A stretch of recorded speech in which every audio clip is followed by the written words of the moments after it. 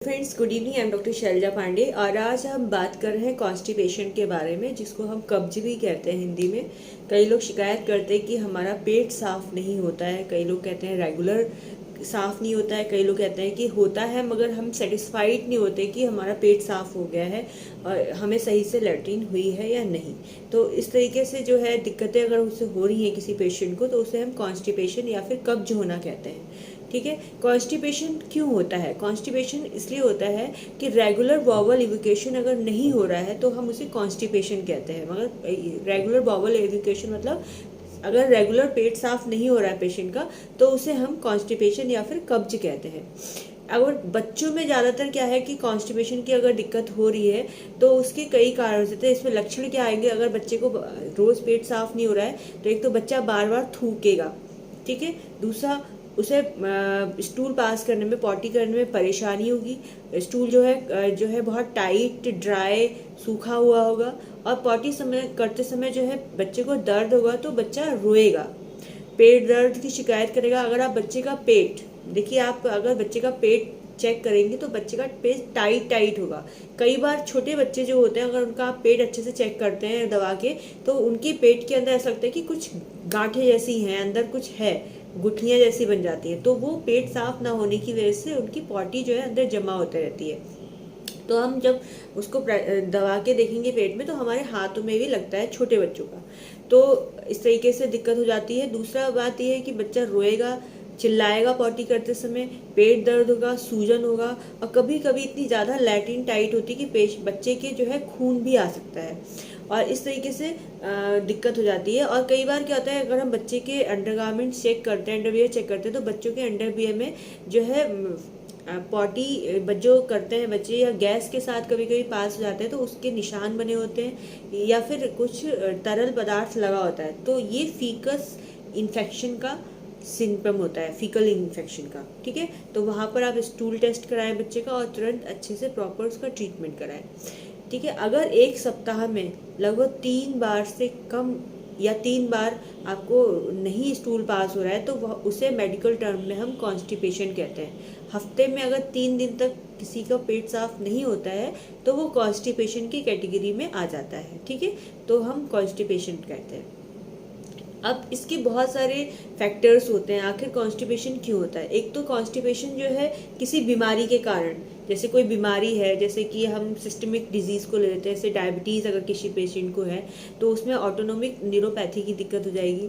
तो अगर diabetic patient है, कोई हार्ट का पेशेंट है, तो उसको अगर कोई मेडिकेशन चल रहे हैं लॉन्ग टाइम से उसके, तो उसकी वजह से अगर कॉन्स्टिपेशन है, या फिर इंटेस्टाइन में कोई ऑब्स्ट्रक्शन आ गया है, छोटी आंत बड़ी आंत चिपक गई है, या उसमें कोई ट्यूमर हो गया है, तो उसकी वजह से अगर कॉन्स्टिपेशन है, तो ये बीमारियों की वजह से कॉन्स्टिपेशन है। तो इसमें अगर आप डिजीज़ का ट्रीटमेंट करेंगे तभी आप कॉन्स्टिपेशन को ठीक कर पाएंगे। एक कॉन्स्टिपेशन होता है जो कि एक कॉमन तरीके से होता है, जो कि किसी बीमारी की वजह से नहीं होता है।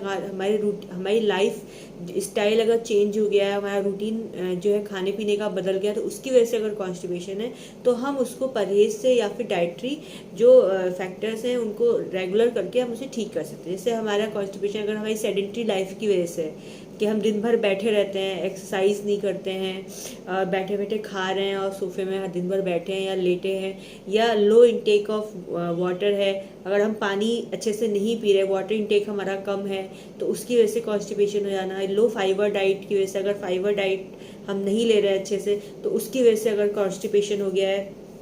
एज फैक्टर हो गया, जैसे ओल्ड एज जैसे जैसे होती है तो वॉवल मूवमेंट्स जो होते हैं कम होने लग जाते हैं या फिर बहुत ज़्यादा बढ़ जाते हैं। तो जो बुजुर्ग लोग होते हैं उनमें या तो कॉन्स्टिपेशन, कब्ज की दिक्कत हो जाती है, या फिर उनमें क्या होता है, डायरिया की दिक्कत हो जाती है। वॉवल मूवमेंट्स या तो बहुत ज़्यादा बढ़ जाते हैं जिसकी वजह से उनको दस्त लगे रहते हैं, डायरिया लगा रहता है, या फिर वॉवल मूवमेंट्स इतने कम हो जाते हैं कि बुजुर्गों का पेट जो है साफ़ नहीं होता अच्छे से।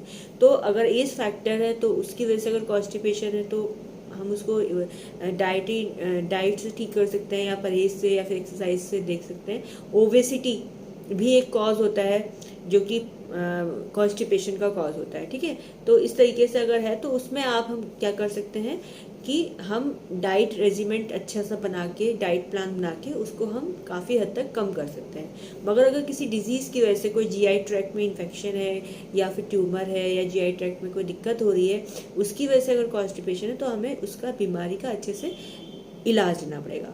ठीक है, तो एक तो ये हमारे हो गए साइड इफेक्ट ऑफ मेडिकेशंस। हो सकता है, मैंने कहा कि अगर कोई बीमारी है, उसका बहुत लंबे समय से कोई इलाज चल रहा है, कुछ दवाइयाँ हैं जो कॉन्स्टिपेशन कॉज कर देती हैं, जैसे डिप्रेसिव कंडीशन के लिए एंटी डिप्रेसिव मेडिसिन अगर हम खा रहे हैं या आयरन सप्लीमेंट्स हम लेते हैं, तो वो भी कॉन्स्टिपेशन का कारण बन सकती है। या कैल्शियम चैनल ब्लॉक्स जो होते हैं, उनको कैल्शियम चैनल ब्लॉक करने वाली जो मेडिसिन अगर हम ले रहे हैं, तो उसकी वजह से कॉन्स्टिपेशन हो सकता है। या कार्डियो की अगर कोई चल रही है, अगर कार्डियक कोई प्रॉब्लम है, उसकी मेडिसिन चल रही है, तो उसकी वजह से भी कॉन्स्टिपेशन हो सकता है। तो कुछ मेडिकेशंस हैं जिनकी वजह से जो है पेशेंट को कॉन्स्टिपेशन होता है। अब जैसे फिजिकल, मैंने बताया है कि अभी अगर आप फिजिकल एक्सरसाइज अच्छे से नहीं कर रहे हैं, आप दिन भर बैठे हैं, या फिर कुछ ऐसे प्रोडक्ट्स हैं जैसे डेयरी प्रोडक्ट या फिर बाहर का तला भुना आप बहुत ज़्यादा खा रहे हैं, तो उसकी वजह से constipation. Irritable vowel movements, IBS हम जिसको कहते हैं, उसकी वजह से जो है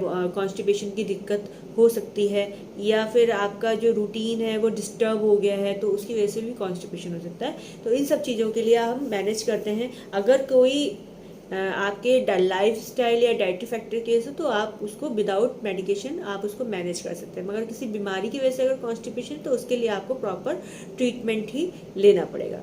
अब जैसे बच्चे अगर कॉन्स्टिपेटेड हैं, तो बच्चों का एक सिम्टम होता है कि बच्चे अगर एक्चुअली कॉन्स्टिपेटेड होते हैं तो पॉटी करने में पेन होता है, तो वो पॉटी नहीं करते हैं। तो बच्चे क्या करते हैं, अपनी पॉटी को रोकने की कोशिश करते हैं कि अपने हिप्स को दबाना, बैठे रहना। गोद में बच्चा ज़्यादा से ज़्यादा चढ़ेगा कि मुझे गोद ले लो, मुझे गोद ले लो, क्योंकि अगर वो चलेगा फिरेगा तो उससे मोशन होता है, बनता है। तो पॉटी जाने के लिए उसको लगेगा, तो उसको लगेगा पेन होगा करके, तो आपकी गोद में चढ़ने की कोशिश करेगा, अलग अलग पोस्चर्स में बैठने की कोशिश करेगा। तो वहाँ पे आप ये देख सकते हैं कि कहीं बच्चे को कोई परेशानी तो नहीं हो रही है, और उसे प्रॉपर एक ट्रीटमेंट मिल सकता है। ठीक है, अगर बच्चे को अगर 1-2 दिन से ही थोड़ा सा दिक्कत हुई, तो आप गर्म पानी पिला सकते हैं, गर्म पानी पिलाइए। ठीक है, और इस तरीके से हम उसे जैसे फल फूल खिलाइए, फ्रूट्स ज़्यादा से ज़्यादा दीजिए, जिससे कि उसका पेट फाइब्रस फ्रूट्स हो गए, तो ऐसी चीज़ें देंगे तो जिससे कि इसका नेचुरली अगर कॉन्स्टिपेशन ठीक हो सकता है तो हो जाए। और अगर नहीं ठीक हो रहा है तो फिर तुरंत डॉक्टर को दिखाएं, उसकी जांचें कराएं कि अगर कोई और बीमारी तो नहीं जिसकी वजह से उसको बार बार कॉन्स्टिपेशन की दिक्कत हो रही है, तो उसका एक प्रॉपर ट्रीटमेंट होता है। ठीक है, अब उसके लिए क्या है, आपको कैसे मैनेज करना है कॉन्स्टिपेशन को। एक तो फाइब्रस फूड्स लेने हैं, दूसरा डाइट में आपको क्या करना है, डाइट में जैसे आपको पॉपकॉर्न अच्छा होता है कॉन्स्टिपेशन के लिए, उसके साथ साथ नट्स हो गए, कीवी हो गया, बीन्स हो गया, ठीक है, स्वीट पोटैटोज़ हो गए, ब्रोकली हो गया, फ्लैक्स सीड्स हो गए, ये आपको कॉन्स्टिपेशन में रिलीफ करने में हेल्प करेंगे। इसके अलावा अगर आप बहुत ज़्यादा डेयरी प्रोडक्ट्स ले रहे हैं, तला भुना बहुत ज़्यादा खा रहे हैं, मसालेदार, कैफ़ीन, चाय, कॉफ़ी एंड अल्कोहल इंटेक्स बहुत ज़्यादा है, ऐसी चीज़ें अगर इस्तेमाल कर रहे हैं आप, तो कॉन्स्टिपेशन ज़्यादा ट्रबल करेगा, आपको कॉन्स्टिपेशन ज़्यादा परेशान करेगा। तो आप इन चीज़ों को बंद करेंगे। ठीक है, कई बार क्या होता है, बनाना, लोग सोचते हैं कि बनाना जो है कॉन्स्टिपेशन को रिलीव करता है, पर कभी कभी बनाना लेने से कॉन्स्टिपेशन ट्रबल भी कर सकता है। तो यहाँ पे थोड़ा सा ध्यान दें कि बनाना कभी कभी ज़्यादा कॉन्स्टिपेटेड कर देता है, तो कॉन्स्टिपेशन के टाइम पे बनाना अवॉइड करें। ठीक है, केला अवॉइड करें। दूसरी बात, आपका वाटर इनटेक अच्छा होना चाहिए, पानी ज़्यादा से ज़्यादा पड़े, ज़्यादातर गुनगुना पानी तो बेटर है। और जैसे अब किसी बच्चे को अगर पॉटी नहीं हो रही, बहुत टाइट हो रही है, तो जो ग्लिसरीन की बत्तियाँ होती हैं वो भी आप यूज़ कर सकते हैं टेम्प्रेरी रिलीफ के लिए, मगर हो सके तो डॉक्टर को दिखा ले तो बेटर होता है। क्योंकि अगर आप बार बार इन चीज़ों को इस्तेमाल करेंगे तो आपका बच्चा घबरा जाएगा, डर जाएगा और पॉटी करने में फिर दिक्कत करेगा। तो अच्छे से रिलीफ मिल जाए तो बेटर है। गर्म पानी पिलाएं। और एनल रीजन में पेन बच्चों को हो जाता है इस टाइम पे, तो गर्म पानी की सिकाई आप वहाँ पे कर सकते हैं, जिससे कि पेशेंट बच्चा को रिलीफ मिले और कॉन्स्टिपेशन के टाइम पे उसको पॉटी रिलीफ फ्रिक्वेंटली हो जाए। तो वहाँ पर आप बच्चे को थोड़ा सा पेट की सिकाई करना, गर्म पानी देना, इस टाइप की चीज़ें कर सकते हैं। अजवाइन का पानी भी इसमें रिलैक्स कर सकता है, क्योंकि कई बार कॉन्स्टिपेशन में बच्चों के पेट में गैस बन जाती है और पेट फूलने लग जाता है, तो उससे दिक्कत हो जाती है। तो वहाँ पर थोड़ा सा अजवाइन आप बच्चे को दे सकते हैं, पानी में बॉयल करके 2-3 चम्मच आप उसको पिला सकते हैं, तो उससे उसको रिलीफ मिलेगा। ठीक है। इसके अलावा जो है आप होम्योपैथिक मेडिसिन जो है कॉन्स्टिपेशन के लिए बहुत अच्छी मेडिसिन होती हैं। जैसे अगर बच्चे को बहुत ज़्यादा कॉन्स्टिपेशन है तो एल्यूमिना 30 भी बहुत अच्छी दवाई है। और बहुत ज़्यादा ड्राई पॉटी है, सूखी हुई है, काफ़ी टाइम से पॉटी नहीं कर रहा है बच्चा, तो ब्रायोनिया 30 भी बहुत अच्छी दवाई है। नक्स वोमिका 30 बहुत अच्छी दवाई है, यूनिवर्सल मेडिसिन है कॉन्स्टिपेशन के लिए।